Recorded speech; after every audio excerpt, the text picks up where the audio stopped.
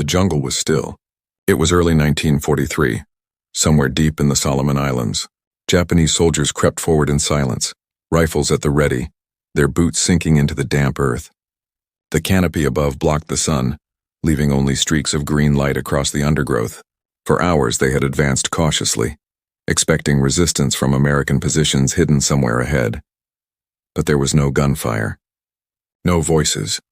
Only the hum of insects and the occasional bird call. The enemy seemed to have vanished. Then it came. A sudden, thunderous blast shattered the stillness. The ground erupted in fire and soil, spraying shards of metal in every direction. A second explosion followed instantly, then a third, until the jungle itself seemed to be raining fire. The Japanese soldiers staggered in shock. There had been no warning, no muzzle flash, no visible enemy. Just invisible shells arching out of nowhere, landing with surgical precision among their ranks. This was their first true encounter with the American mortar.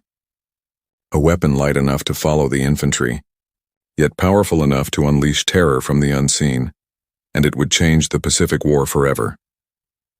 The Pacific War by early 1943 was a conflict defined by extremes, vast oceans, scattered islands, and brutal close-range combat.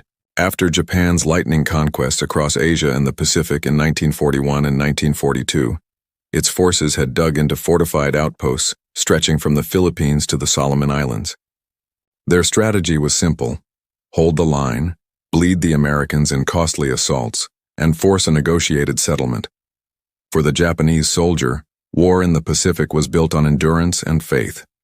They relied on aggressive infantry tactics, surprise night attacks, and banzai charges that were designed to overwhelm the enemy's spirit as much as their defenses. Japanese doctrine emphasized speed, ferocity, and the bayonet charge as the pinnacle of combat discipline. Artillery support was limited and often immobile. In jungles and coral atolls, their big guns were difficult to move and conceal. The Americans faced a grim reality. Every inch of ground had to be taken by force.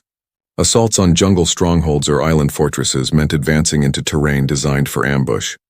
Fire support was essential, yet heavy artillery often lagged behind. On narrow beaches, mountain ridges, or dense rainforest, conventional guns and tanks struggled to operate.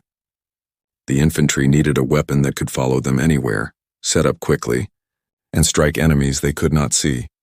Enter the mortar. Unlike conventional artillery, mortars required no flatbed trucks, no rails, no heavy machinery. They were simple